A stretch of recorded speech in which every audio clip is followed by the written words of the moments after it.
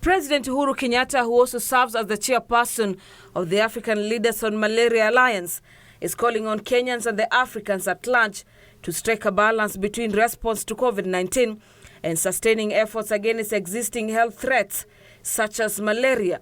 Uhuru says Africa must focus on building technology platforms and data capacity to combat COVID-19 and sustain the gains made in the fight against malaria. I do believe that with accelerated action and new models to deal with the disease, we can meet the bold and ambitious targets set in the catalytic framework to end AIDS, TB, and to eliminate malaria in Africa by the year 2030.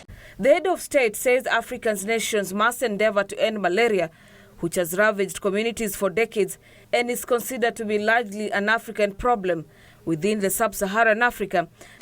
This, I believe, will enhance the sharing and transparency of the country malaria scorecards for accountability and action, and promote African-led malaria research and development, leveraging on existing African research institutions. The aim of this strategy is to ensure that all our citizens in all spheres of life and at all levels are aware of the malaria situation and are also empowered to act. Accounting for 93% of global malaria cases, according to the head of state, Kenya has significantly lowered malaria prevalence from a high of 6 million infections to 4.6 million over the last 10 years.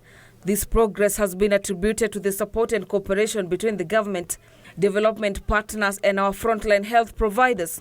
The head of state further says in many African countries, malaria is the leading cause of hospital visits, which exerts unbearable financial pressure on households, and as such, Africans must commit to end deaths brought about by malaria. According to the head of state, COVID-19 pandemic is a hurdle that risks stalling or at worst rolling back the gains made in the fight against malaria in Africa, owing to the pressure the pandemic has put on health systems. Global malaria statistics indicate that in the year 2000, approximately 839,000 deaths were as a result of malaria infections. In the last 10 years, however, through increased resourcing, the world has been able to cut these deaths by 50%, an indication that malaria can actually be defeated. For Channel 1 News, I'm Gladys Mungai.